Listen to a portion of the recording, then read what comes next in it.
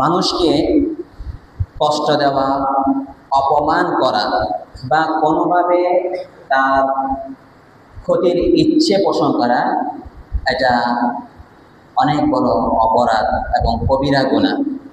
সূরা আহজাবের ৫৮ নম্বর আয়াতে আল্লাহ তাআলা ইরশাদ করেছেন, والذين يؤذون المؤمنين والمؤمنات بغير ما اكتسبوا, যারা মুমিন পুরুষ বা নারীকে অন্যায়ভাবে কষ্ট দিবে, অন্যায়ভাবে তাদের ক্ষতি করবে, فقد احتملوا بهتانا وإثما مبينا,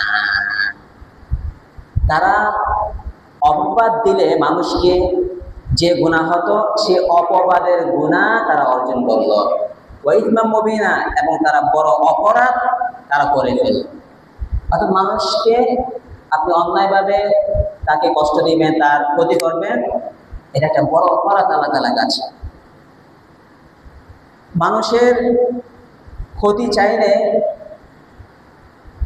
যে চাইবে তার ধ্বংস দুনিয়াতেই অনিবার্য, সে দুনিয়াতেও লাঞ্ছিত হবে। তাফসীর ইবনে কাসিরের মধ্যে বর্ণিত আছে সূরা কাসাসের ৮১ নম্বর আয়াতে তাফসীর প্রসঙ্গে, হযরত মূসা আলাইহিস সালাতু ওয়াস সালামের সময়ে একজন দাম্ভিক অহংকারী ব্যক্তি ছিল, যার নাম ছিল কারুন। কারুন তার সম্পর্কে বলা হয়েছে, فلما آتاه الله من الكنوز ما إن مفاتحه لتنوء بالعصبة أولي القوة, তার এত সম্পদ ছিল, তার এই সম্পদের যে চাবি আছে, চাবিগুলো বহন করার জন্য শক্তিশালী একদল যুবক নিয়োজিত ছিল। একজন দুজন যুবক নয়, শক্তিশালী যুবক একটা দল শুধু তার চাবি বহন করার দায়িত্বে ছিল। ওয়াজামা আন্নাহু ইন্নামা উতিয়া মালাহু আলা ইলমিন মিনহু, এবং এই কারণ সে অহংকার করে বলতো, আমি সম্পদ পেয়েছি আমার নিজ যোগ্যতায়, আমি আমার এই সম্পদ অর্জন করেছি, আল্লাহ তাআলা আমাকে এই সম্পদ দেয়নি। فأراد أن يبين للناس أن موسى عليه الصلاة والسلام ليس على الحق, তার মাঝে একদিন কুবুদ্ধি আসলো, সে ইচ্ছা করলো মানুষের সামনে এটা প্রকাশ করবে, হযরত মূসা আলাইহিস সালাম সত্য নবী নয়, তিনি হকের উপর নেই, তিনি বাতিল, এটা মানুষের মাঝে প্রকাশ করবে। সে পদ্ধতি অবলম্বন করলো, ফাস্তাজারা বাগিয়ান মিনাল বাগায়া লিতাকুলা ইন্না মূসা আলাইহিস সালাম ফাআলা বিহাল ফাহিশা, একজন নারীকে সে ভাড়া করলো টাকার বিনিময়ে, টাকা দিয়ে কিনলো, নারী যেন এটা মানুষের সামনে বলে যে মূসা আমার সাথে খারাপ কাজ করেছে, আমার সাথে নোংরামি করেছে, এটা যেন মানুষের মাঝে বলে। এ ধরনের একজন নারীকে কারণে কি করলো, ভাড়া করলো। فلما جمع موسى عليه السلام بني إسرائيل وخاطبه, নবীরা তো সবসময় দাওয়াতে কাজ করে থাকেন। হযরত মূসা যখন দাওয়াতে কাজ করছিলেন, ময়দানে মানুষকে দাওয়াত দিচ্ছিলেন, ওই সময়ে এই কারণ উপস্থিত হলো মূসা আলাইহিস সালামের সামনে। তখন কারণ বলল, মানুষকে সম্বোধন করে উদ্দেশ্য করে, ইন্না মূসা জামা আন্নাহু মা ইয়াফআলু শাইআন ইল্লা বিআমরিল্লাহ ওয়া ক্বাদ ফাআলা বিহাদিহিল মারআতা কাযা ওয়া কাযা। কারণ বলল, হে লোক সকল, মূসা তোমাদেরকে দাওয়াত দিচ্ছে, মূসার ব্যাপারে আমি তোমাদেরকে বলি, সে তো বলে আল্লাহর আদেশ ছাড়া কিছু করে না, আল্লাহর আদেশ দিলে তারপরে তিনি কিছু করে থাকেন, কিন্তু এই মূসা মহিলার সাথে খারাপ কাজ করেছে। তখন মূসা আলাইহিস সালাম অবাক হয়ে গেলেন। فقال موسى أنشدك الله يا امرأة أهو كما قال, মূসা আলাইহিস সালাম ওই মহিলাকে ডাক দিয়ে বললেন এবং বললেন, তোমাকে আল্লাহ কসম দিচ্ছি, কারণ যে কথা বলছে সে কি সত্যবাদী, সে কি সত্য কথা বলছে, তুমি আল্লাহ কসম করে বলো। তখন ওই মহিলার অন্তর আল্লাহর ভয় ঢুকে গেল। মহিলা বলল, লা বাল কারুন আতানি মালান আলা আন আকুলা যালিক। তখন সবার সামনে মহিলা বলল, না না, মূসা আমার সাথে খারাপ কাজ করেনি, বরং কারণ আমাকে কিনে নিয়েছে, আমাকে এ কথা বলার জন্য সে বাধ্য করেছে। আল্লাহু আকবার। ফাখাররা মূসা আলাইহিস সালাম সাজিদা। সাথে সাথে হযরত মূসা আলাইহিস সালাম সিজদায় লুটিয়ে পড়লেন। অপমান থেকে আল্লাহ তাআলা ওনাকে যে রক্ষা করেছেন, তিনি সিজদায় লুটিয়ে পড়লেন। ওয়াদা আল্লাহ আলাইহি, আল্লাহর কাছে সিজদায় কান্না শুরু করে দিলেন, কারণের বিরুদ্ধে অভিযোগ দিতে লাগলেন। ফাআল্লাহু ইলাইহি, আল্লাহ তাআলা মূসার কাছে ওহী প্রেরণ করলেন, আন্নী ক্বাদ আমারতুল আরদ আন তুদিআকা ফীহি। ও মূসা, তুমি মাথা তোলো, তুমি জমিনকে আদেশ দাও। আমি জমিনকে আদেশ দিয়েছি, জমিন যেন তোমার কথা শুনে। তুমি জমিনকে যা আদেশ করবে, কারণের বিরুদ্ধে জমিন সে আদেশ পালন করবে। فأمر موسى الأرض أن تبتلعه وداره فكان ذلك। হযরত মূসা জমিনকে আদেশ দিলেন, হে জমিন, তুমি এই কারুনকে এবং তার প্রাসাদ বাড়িকে গ্রাস করে ফেলো। সাথে সাথে এই জমিন কারুনকে এবং তার প্রাসাদকে জমির নিচে তলিয়ে দিলেন। আল্লাহু আকবার, গ্রাস করে ফেললেন। فعند ذلك خر بنو إسرائيل سجدا। এই ঘটনা দেখে বনী ইসরাইলের যারা সেখানে উপস্থিত ছিল সবাই সিজদায় চলে গেল। ওয়াকালু আমান্না বিল্লাহি ওয়া বিরাসূলিহি মূসা। সিজদায় চলে গিয়ে বলল, আমরা মূসার প্রতি এবং আল্লাহ তাআলার প্রতি এবং আল্লাহ তাআলার রাসূল মূসার প্রতি কি আনলাম? ঈমান আনলাম। সুবহানাল্লাহ। ফাযালিকা কাওলুহু, আল্লাহ তাআলা এই কথাটাই বললেন, ফাখাসাফনা বিহি ওয়া বিদারিহিল আরদ। আমি কারুনকে এবং কারুনের বাড়িকে দোষিয়ে দিলাম মাটির তলে। তাফসীরে বলা হয়েছে, জাআলনাহু ওয়া দারাহু ওয়া মালাহু ওয়া কুল্লা মান কানা মা'হু ফিল আরদি হাত্তা লা ইউরা লাহু আথরুন। তাকে দোষিয়ে দেওয়া হলো, তার বাড়িকেও এবং তার যত সম্পত্তি আছে সবকিছু, এমনকি তার সহযোগী যারা ছিল, তার যারা অনুসরণ করত, তাদেরকেও মাটি গ্রাস করে নিল। তার কোনো চিহ্ন অবশিষ্ট থাকলো না পৃথিবীর মধ্যে। তাহলে এই ঘটনাতে শিক্ষা কি? যারা অন্যের ক্ষতি করার চেষ্টা করবে, অন্যকে মানুষকে অপমান করার জন্য পরিকল্পনা করবে, তারা তো ক্ষতিগ্রস্ত হবে। এমনকি যারা এই ক্ষতির ব্যাপারে আশ্রয় দিবে, প্রশ্রয় দিবে, সহযোগিতা করবে, তারাও পৃথিবীতে শাস্তির মুখোমুখি হতে হবে। এরপর আল্লাহ তাআলা বলেন, ফামা কানা লাহু মিন ফিআতি ইয়ানসুরুনাহু মিন দুনিল্লাহ ওয়া মা কানা মিনাল মুনতাসিরিন। এই কারণকে ওই সময়ে কেউ বাঁচাতে পারেনি, বাঁচানোর জন্য কেউ চেষ্টাও করেনি, এবং এমনকি কারণ নিজেও নিজেকে আত্মরক্ষা করতে পারেনি। আল্লাহ যে পাকড়া করে, কারো বাঁচার উপায় আছে? নেই। তাফসীর কুরতুবীতে বর্ণিত আছে যে আন্না কারুন ইয়াসফুলু কুল্লা ইয়াউমিন বিকদরি কামাতিন হাত্তা ইযা বালাগা কারাল আরদিল সুফলা নাফাকা ইসরাফিলু ফিস-সূর। কারণ যে তখন থেকে মাটির নিচে ডুবে গিয়েছে, মাটি তাকে গ্রাস করে নিয়েছে, তখন থেকে প্রতিদিন এক হাত করে সে মাটির নিচে যেতে আছে। এমনকি এক হাত করে প্রতিদিন যেতে যেতে যেদিন পৃথিবীর একদম শেষে গিয়ে পৌঁছবে, তখন কিয়ামত সংঘটিত হবে এবং ইসরাফিল আলাইহিস সালাম কি করবেন? সিংহায় ফু দিবেন। এর তাফসীরে কুরতুবীর মধ্যে বর্ণিত আছে। সম্মানিত হাজিরিন, মানুষকে কষ্ট দেওয়া মানে নিজেকে ধ্বংসের পথে ছেড়ে দেওয়া। সূরা কাসাস ৭ নম্বর আয়াতে আল্লাহ তাআলা সেটা ইরশাদ করেছেন, ওয়ালা তাত্তাবি'ল ফাসাদা ফিল আরদ ইন্নাল্লাহা লা ইউহিব্বুল মুফসিদিন। তোমরা এই পৃথিবীতে ফাসাদ সৃষ্টি করিও না, মানুষ কষ্ট দিয়ে বিশৃঙ্খলা সৃষ্টি করিও না। কেন আল্লাহ তাআলা যারা মানুষ কষ্ট দেয়, ফাসাদ সৃষ্টি করেন, তাদেরকে পছন্দ করেন না। তাফসীরে তাবারিতে এই আয়াতের ব্যাখ্যায় বর্ণিত আছে, আল ফাসিদু হুয়াল্লাযী ইউযী ইবাদাল্লাহ ওয়া ইয়াযলিমুহুম। ফাসাদ সৃষ্টিকারী, বিশৃঙ্খলা সৃষ্টিকারী ওই ব্যক্তি যারা আল্লাহ বান্দাদেরকে কি দেয়, কষ্ট দেয় এবং যাদের আল্লাহ বান্দাদের উপর অন্যায় আচরণ করে। মানুষকে কষ্ট দেওয়া এবং মানুষের উপর অন্যায় আচরণ করা, এটা বিশৃঙ্খলা অন্তর্ভুক্ত। যারা এই কাজ করবে তাদেরকে আল্লাহ তাআলা পছন্দ করে না।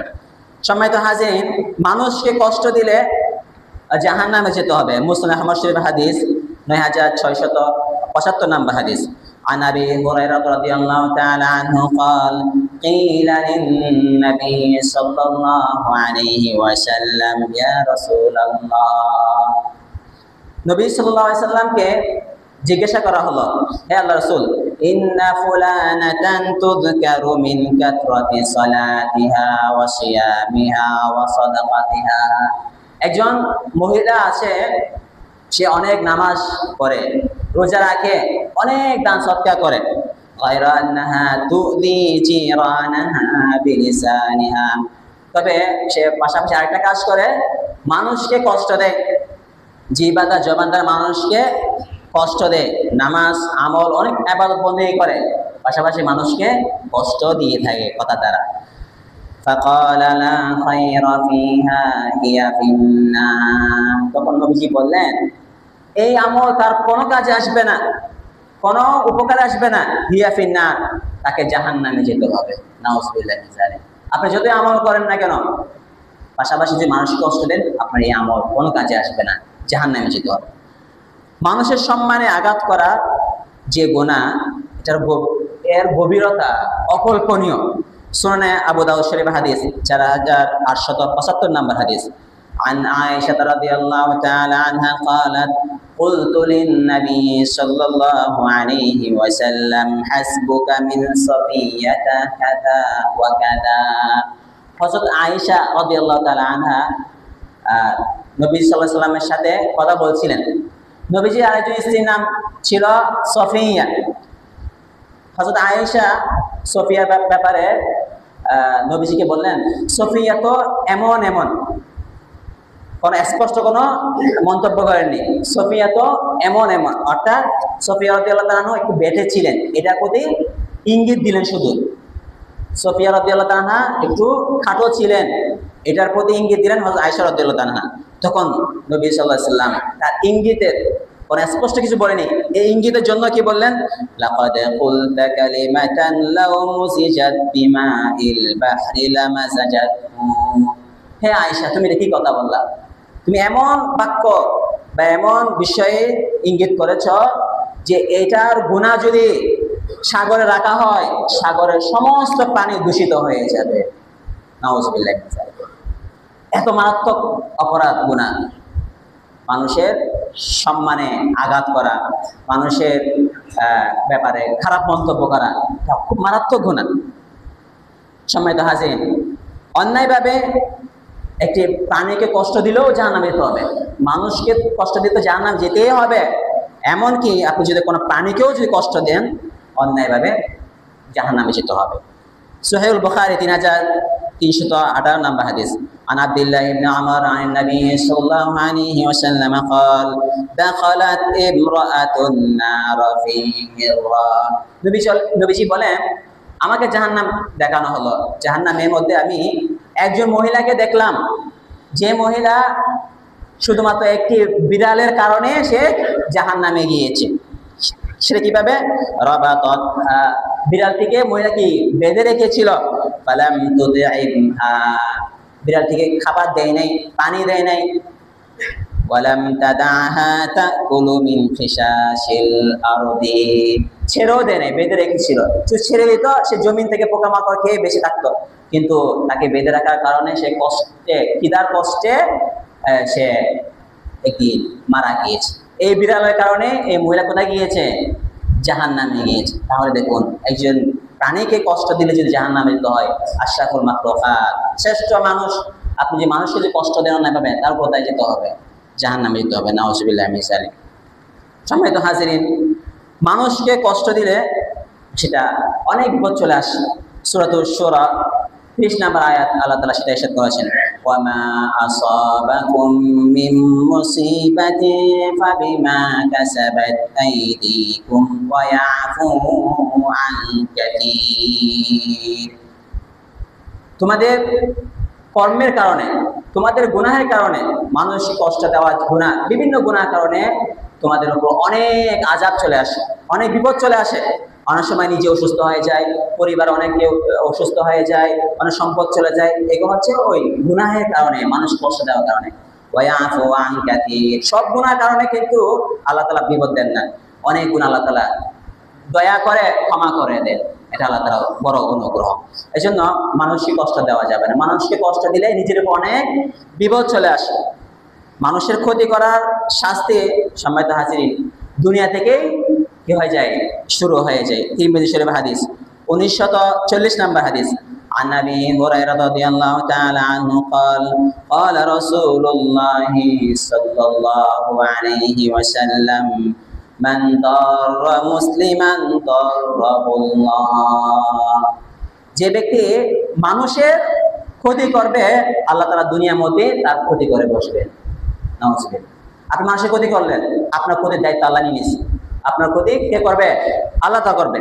ওয়ামান শাক্কা মুসলিমান শাক্কাল্লাহু আলাইহি, এই যে ব্যক্তি কোন মানুষের ষড়যন্ত্র করবে, মানুষকে কষ্ট দিবে, মানুষের বিরুদ্ধে ষড়যন্ত্র করবে, আল্লাহ তাআলা তার বিরুদ্ধে ষড়যন্ত্র করবেন, তাকে কষ্টে ফেলে দিবেন। তাহলে আপনি অন্যের যদি ক্ষতি করেন, চেষ্টা করেন, আপনার কোনো লাভ নেই, বরং লস। যিনি সৃষ্টিকর্তা, যিনি আপনাকে সৃষ্টি করেছেন, তিনি আপনার ক্ষতি করে বসবেন। সম্মানিত হাজির, মুমিনের সাথে শত্রুতা করলে, আর কি মানুষের উপরে করলে, আল্লাহ তাআলার পক্ষ থেকে যুদ্ধ ঘোষণা। আপনি কোনো মুমিন, সাধারণ মানুষের সাথে তো করা যাবে না। এবং একজন আমলদার মানুষ, একজন আলেম বা একজন খুব আমল করে ইবাদত গুজার মানুষ, এবং মানুষের সাথে যদি আপনি শত্রুতা করেন বা তার ক্ষতি করার চেষ্টা করেন, আল্লাহর পক্ষ থেকে আপনার বিরুদ্ধে যুদ্ধ ঘোষণা। সহিহুল বুখারী 6502 নম্বর হাদিস, আন আবি হুরায়রা রাদিয়াল্লাহু তাআলা আনহু قال قال رسول الله صلى الله عليه وسلم إن الله قال من عادى لي وليا فقد آذنته بالحرب। হাদিসে কুদসি মধ্যে আল্লাহ তাআলা বলেন, যে ব্যক্তি আমার কোন মুমিন বান্দার বিরুদ্ধে শত্রুতা করবে, ষড়যন্ত্র করবে, ক্ষতি করার চেষ্টা করবে, আমি তার বিরুদ্ধে যুদ্ধ ঘোষণা করলাম। নাউজুবিল্লাহ। আল্লাহ যদি যুদ্ধ ঘোষণা করে আপনার বিরুদ্ধে, আর কোনো পালানোর পথ আছে? সে ব্যক্তি পাবেন, পালানোর কোনো পথই খুঁজে পাবেন না। এই জন্য মানুষের বিরুদ্ধে শত্রুতা করা কখনো উচিত নয়। সম্মানিত হাজিরিন, ষড়যন্ত্রকারীর প্রতি আল্লাহ তাআলার অভিশাপ, অনেকের অভিশাপ।